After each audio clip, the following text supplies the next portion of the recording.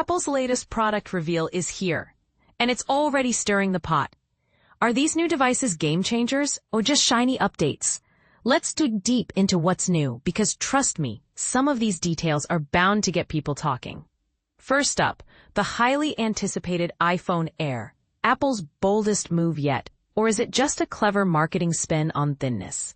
The iPhone Air shares its name with the iconic MacBook Air, but is it really worthy of that legacy? Apple has trimmed this phone down to a razor-thin 5.6mm profile, constructed with aerospace-grade titanium and fortified with Ceramic Shield 2 on both the front and back. It's an impressive feat of engineering, but here's where debate heats up. Many expected Apple to ditch physical ports entirely, pushing us toward a fully wireless future. Yet the iPhone Air still sports a port for now. Do you think that's a step forward or a missed opportunity? Inside, the iPhone Air packs the powerful A19 Pro chip seen in the iPhone 17 Pro, plus a new N1 chip that supercharges wireless capabilities and the lightning-fast C1X modem. In real terms, this means zippier internet speeds and smoother wireless connections than we've seen before. But to achieve that wafer-thin design, Apple made some sacrifices. The Air comes with just one rear camera, a single 48-megapixel sensor. Apple claims its advanced quad-pixel technology makes this like having 4 lenses in your pocket. Yet Samsung's S25 Edge boasts a 200-megapixel main camera. So does Apple's approach hold up in comparison? Let's get real. Is versatility more important than megapixels? Battery life, always a worry in thin phones, is another contentious point. Apple insists the Air can handle a full day's use, designing brand new hardware and an adaptive power mode to help optimize every trickle of charge. Plus, there's still some users remain skeptical. Can Ultra Slim really deliver lasting power? Of course, there's the intangible magic of being first. Remember the jump from iPhone 7 to the home buttonless iPhone X? That leap sparked heated arguments and passionate fans. The iPhone Air, priced at $999, sits in similar territory. It's a risk, and that alone may make it a must-have for some. But does the allure of newness justify the compromises? Sound off below. Moving on to the iPhone 17 Pro, Apple's heavy hitter this year, and this one's all about power. The Pro's chassis has swapped out traditional glass for Ceramic Shield 2, enhancing durability and toughness. But here's a big talking point. Apple has equipped it with its largest battery ever, thanks to clever thermal engineering. For photographers, the triple 48MP camera system is a chance to finely capture detail clarity and zoom without compromise.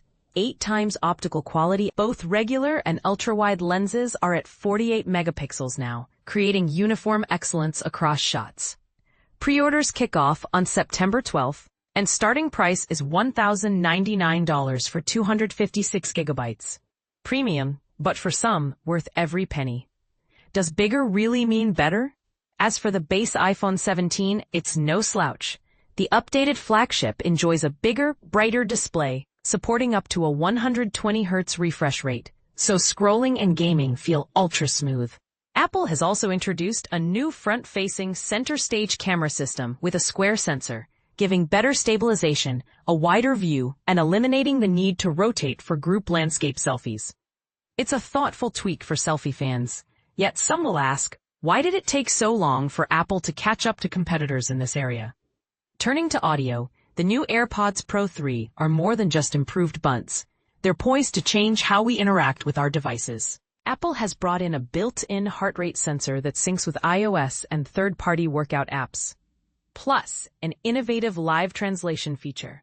Listen to foreign languages and get instant translations with reduced volume for clearer understanding, launching in 5 major languages. With 5 ear tip sizes now, improved noise cancellation, and a $249 price tag, there's a lot to like. But here's a cheeky gripe for many. Will Apple ever address the social annoyance of people chatting while wearing their AirPods? Wearables fans, don't miss the new Apple Watch Series 11, Ultra 3, and the updated Watch SE. The Series 11 doubles down on durability thanks to a scratch-resistant coating and adds 5G support. Its new hypertension monitoring feature uses advanced algorithms to alert you if your heart rate signals high blood pressure, Having a digital health watchdog on your wrist is a big leap. Notably, battery life can now last up to 24 hours per charge, easing the pressure on daily charging. The Ultra 3, aimed at adventurers, boasts satellite emergency SOS, a larger 3D printed display with more immersive visuals, and improved off-angle viewing. Meanwhile, the new Watch SE gets an always-on screen, gestures like wrist flick and double tap, and advanced sleep tracking including sleep apnea alerts, all at a friendly $249 starting price. But here's where you come in. What's your verdict on these devices? Does the push for thinness and minimalism excite you, or has Apple traded substance for style? Are heart and health sensors enough to sway you to upgrade? Do you believe the iPhone Air and its single camera will be the new standard? Or is Apple playing it safe? Sound off in the comments. Whether you're team innovation or team skepticism, your take helps drive the conversation.